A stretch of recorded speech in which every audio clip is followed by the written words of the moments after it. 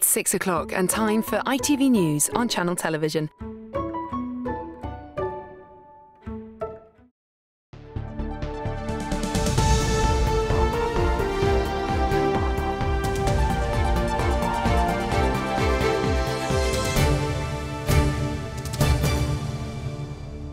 Hello and welcome to ITV News and a very special programme here in the Channel Islands tonight. A day to remember.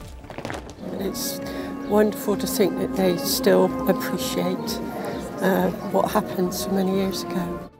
And to celebrate. It is a celebration. To be free is a wonderful thing, isn't it? We mark the 73rd anniversary of the liberation of Guernsey and Jersey from Nazi occupation. We hear the stories firsthand from those who lived through the occupation years, as well as those forced to flee. The town people suffered more than we in the country. That generation had to deal with real crunch time, life and death scenarios. And find out how music and art is being used to keep stories behind Liberation Day alive for future generations. Advanced. The lines to Guernsey had been cut. No supplies came from France.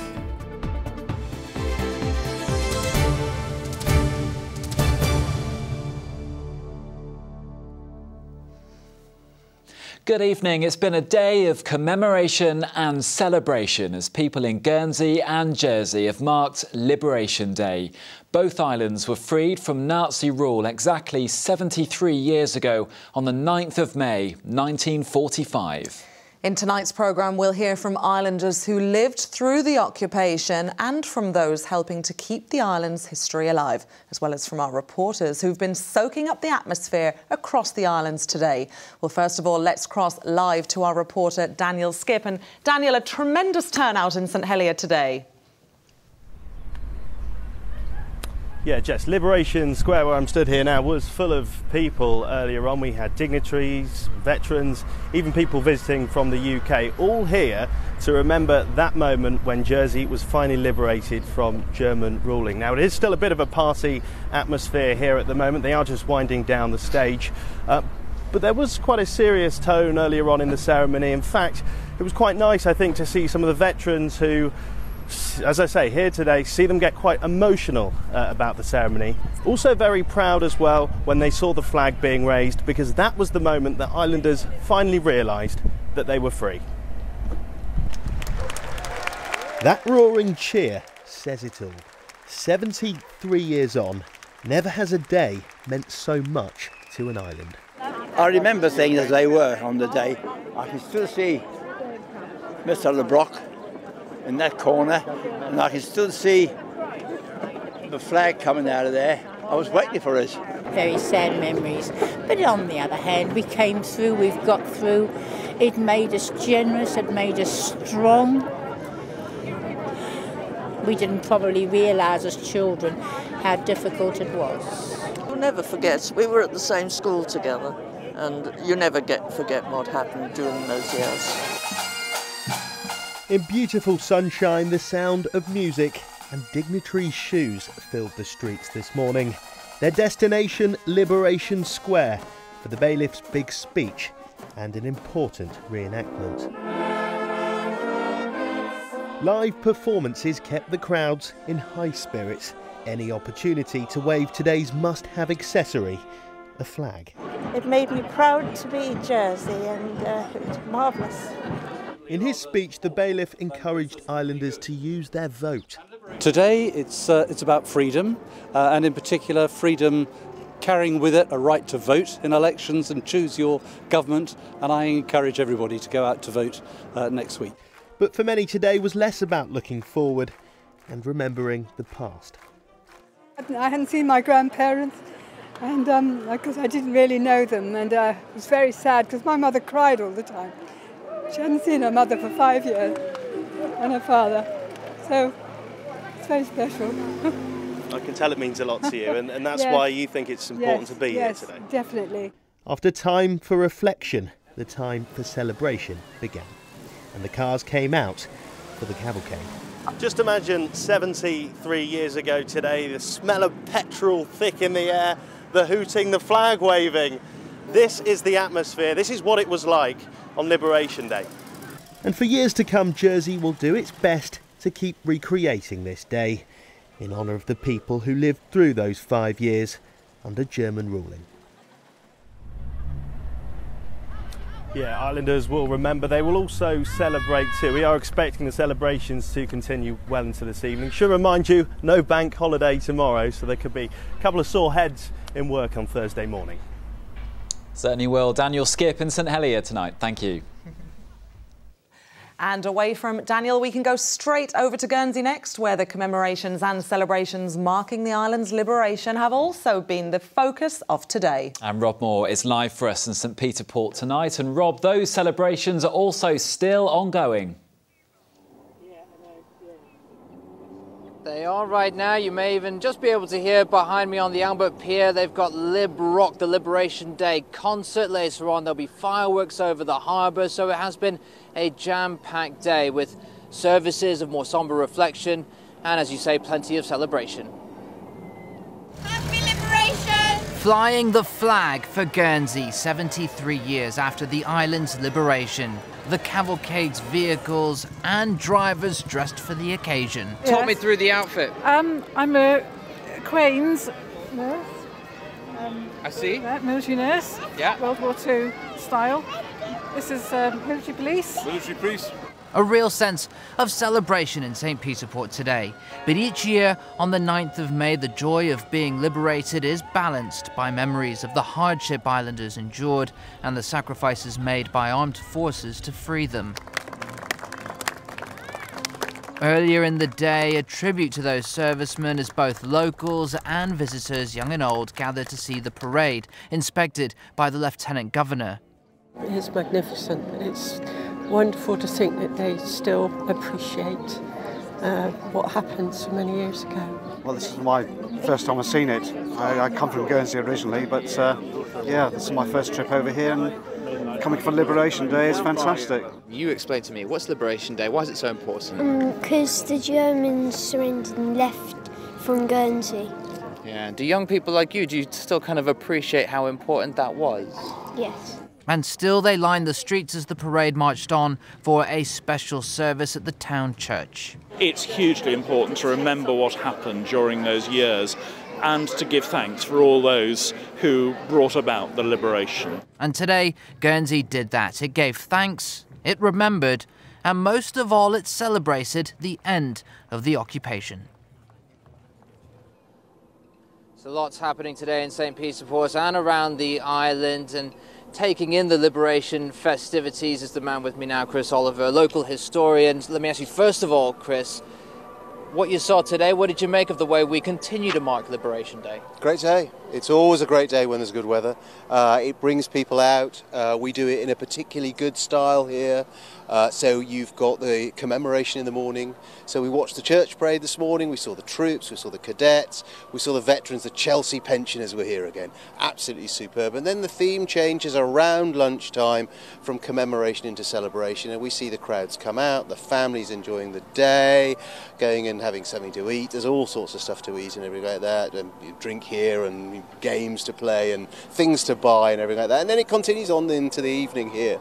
So this is really, you know, this is Guernsey's national day, isn't it? And it's the same for Jersey and for Sark tomorrow. It's part and parcel of that. And it's just, it's what small communities like this do really well together. Everyone pulls together. It's something I know that you've researched and you're very knowledgeable about. I'm going to ask you to very quickly give us a sense of what it was like living in the islands during those occupation years. I'll take for granted everything that we do today. Television that we're on now, the internet that we got, my phone buzzing away in my pocket and everything.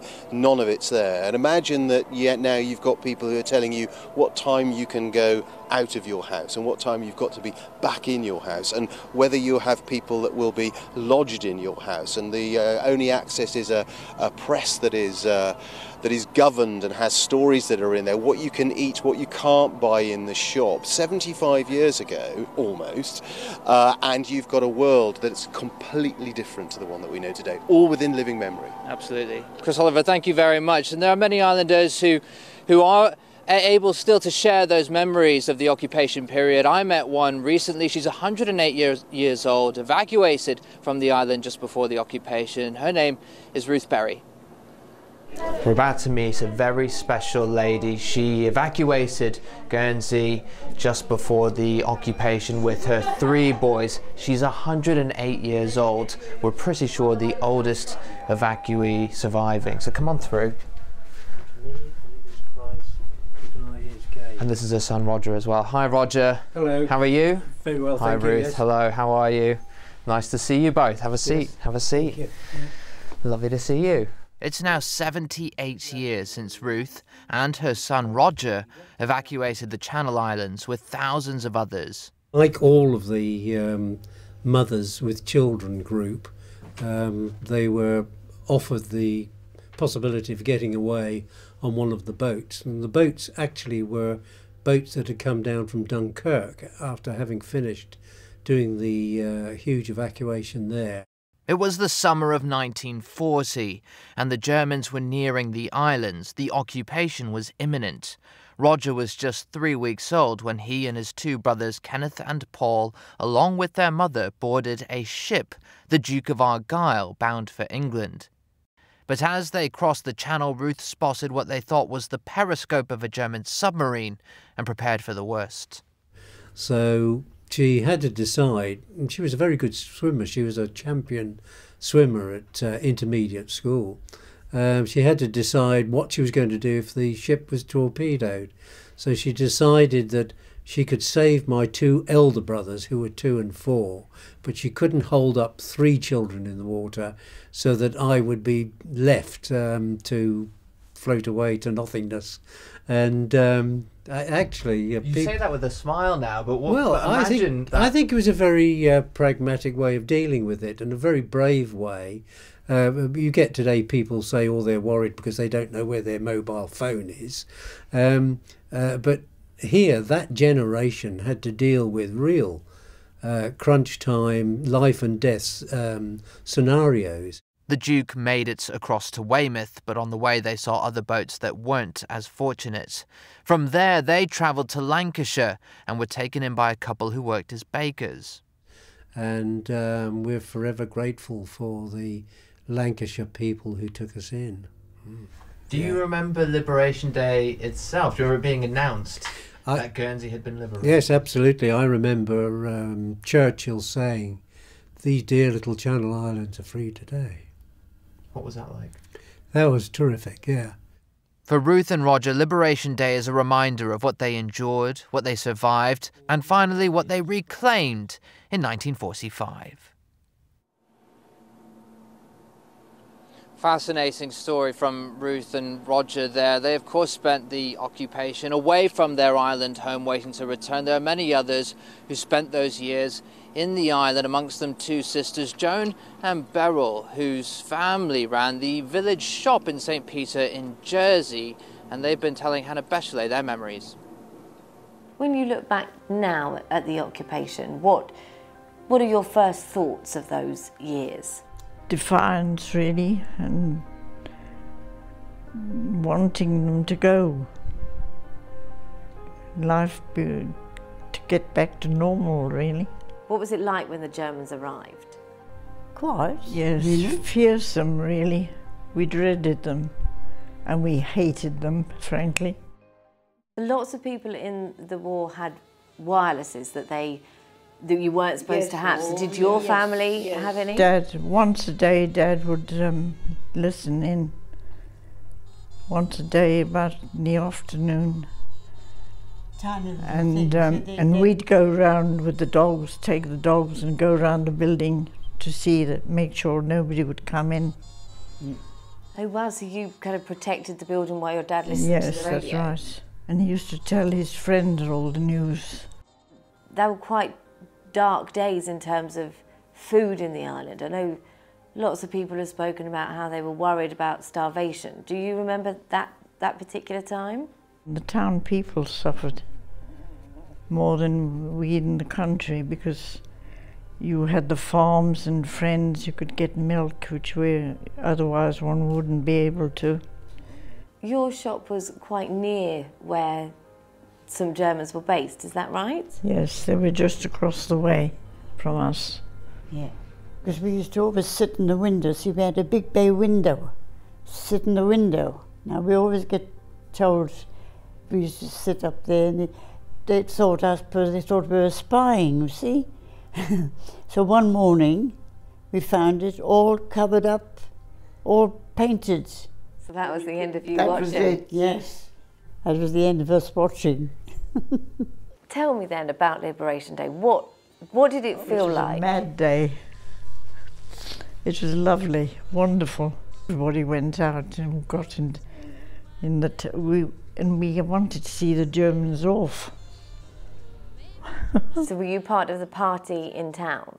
Everybody gathered on the shore and waved them off. They went off in huge, I don't know what sort of... Barges. Huge That's barges. Right, barges. At West Park, eh? That's right, yeah. I remember that. I remember that. And we were so glad to see the back of them. Well, on a day that we celebrate islanders' freedom, remembering those that were brought here against their will seems all the more important. This afternoon, a special ceremony was held at Westmount in Jersey to remember the thousands of forced labourers and slave workers brought to the Channel Islands to create fortresses as part of Hitler's Atlantic Wall.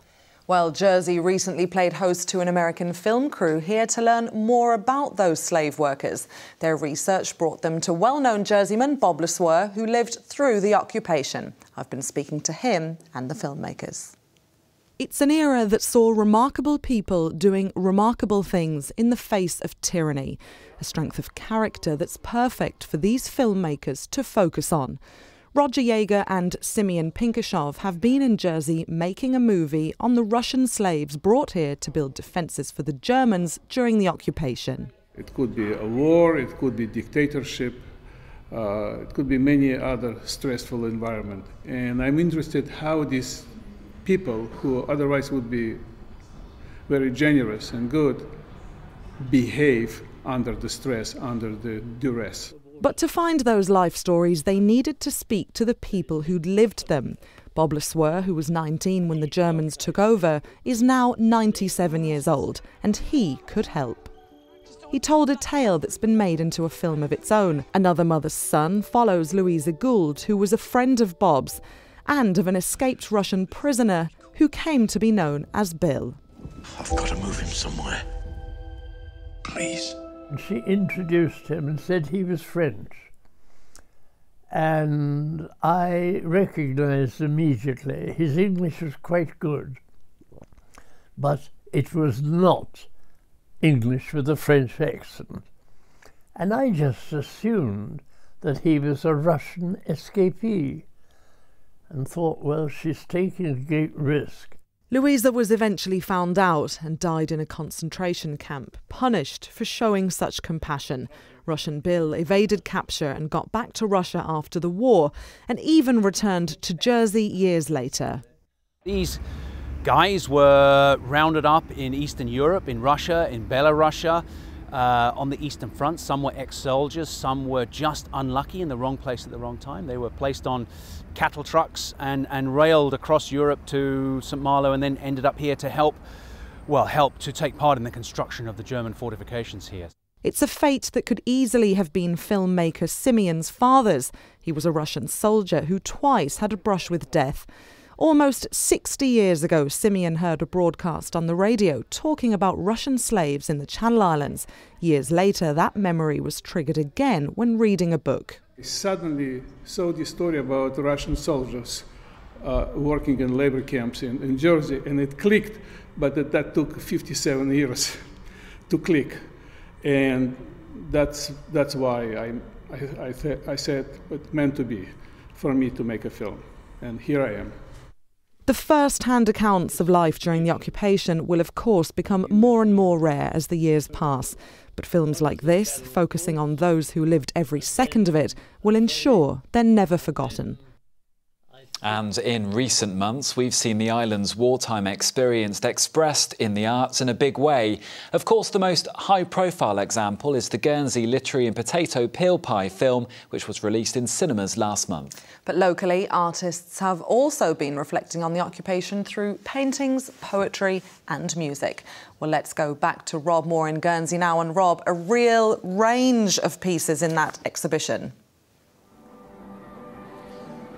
That's right, the exhibition's called Reflections on Occupation, and it has been a real hit, very popular with local artists, organised by the Guernsey Arts Commission, and Russ Fossey from the Commission is with me, and Russ will talk about that in just a moment. But first we thought you should see and hear one of the pieces, a song by a local musician, Mick Lahure.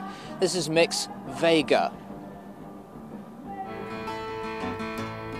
Over 6 months after D-Day, as the Allies advanced, the lines to Guernsey had been cut, no supplies came from France.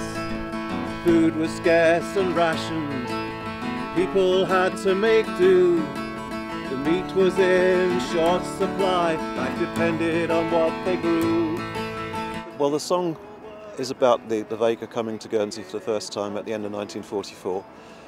I got the idea for it from a scrapbook my dad kept of press cuttings and bits and pieces off tins and cans and whatever. He was a greengrocer in the wartime, so he was involved in the distribution of the parcels. The people were invented, they created substitutes. Dried acorns could be coffee and brambles could be tea.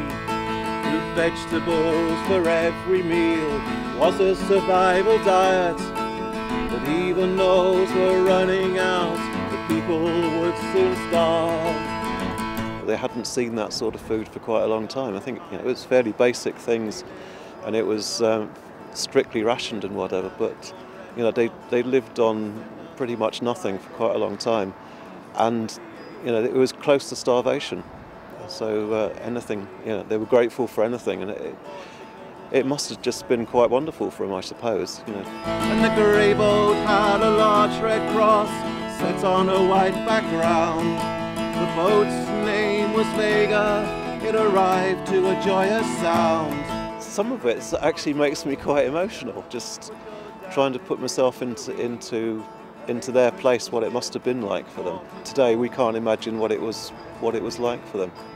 The Red Cross boat Vega would go down in history, a late Christmas gift in 44, some relief to misery.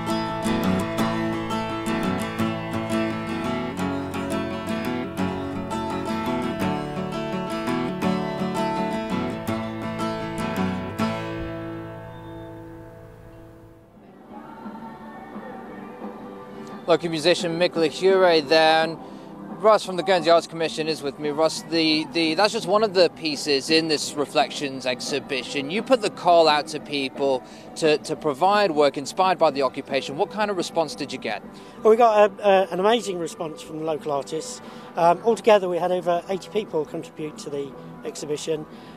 We've had some pieces which actually, poetry particularly, that was written through the occupation time.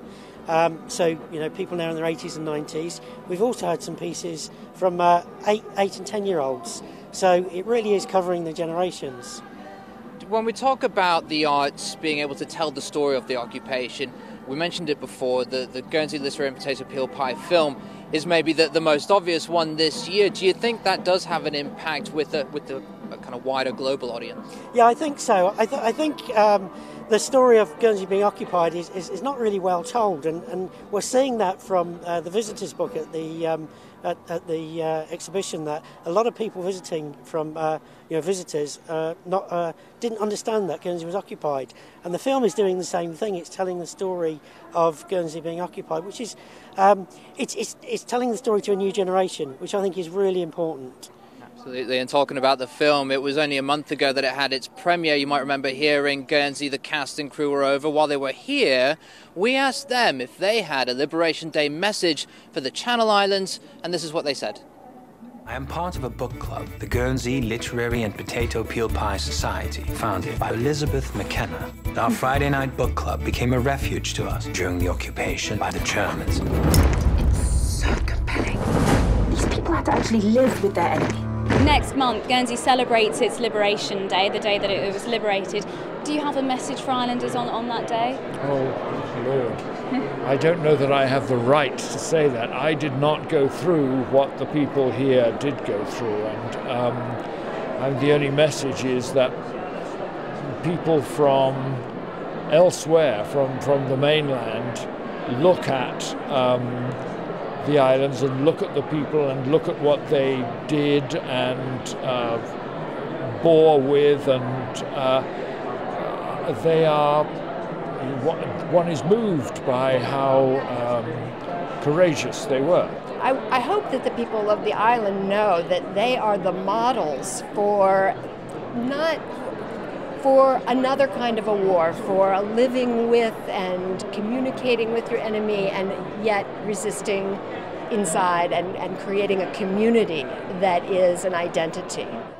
Oh, yes, they left, thank God. Congrats on being free. Yeah. I mean, and also like, what a life that you lived through, you know. It's something that not many people can relate to. This, what your ancestors and your history is so rich, and I think that there's a strength to this island, a resilience and a joy that comes from that, and so, yeah. So there you go, the Liberation Day messages from Lily James and the rest of the Potato Peel Pie team. The music here at Lib Rock is still going on, but it has been a very busy day of celebration and reflection for this year's Liberation Day. And celebrations continuing into this evening, no doubt. Rob Moore in St Peter Port, thank you. Well, it looks a little bit cloudy there at the moment, but they have had some sunshine earlier, and we had plenty of it here in Jersey earlier on too, didn't we? Yeah, we did. It was lovely. I was down at the Weybridge for a time, speaking to people in, shall we say, high spirits. Yeah, lucky you. Yeah, party continuing now. But here's Sophie with how the rest of the week, the weather is looking now.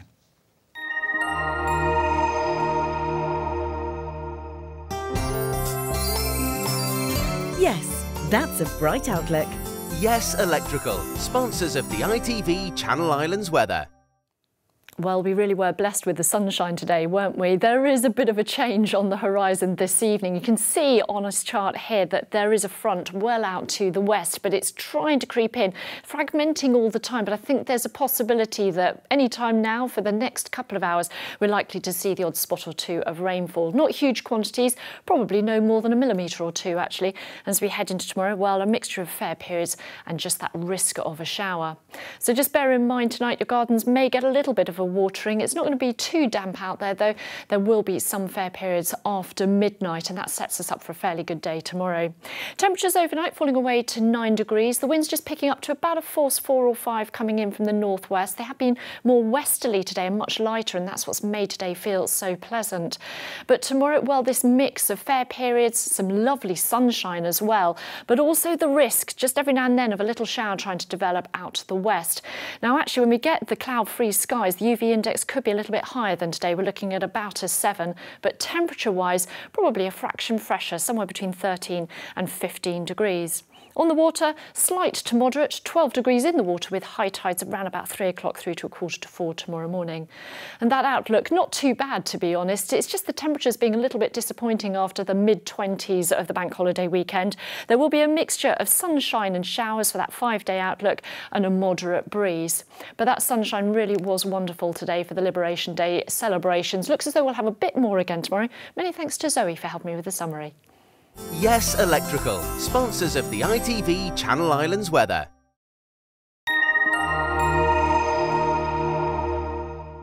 Well, that's it for tonight, and tomorrow we'll be reflecting on Sark's liberation. Yes, the ITV Evening News continues next, but now we'll leave you with a look at today's celebrations. So from all of us here, happy Liberation Day. Good night. Bye.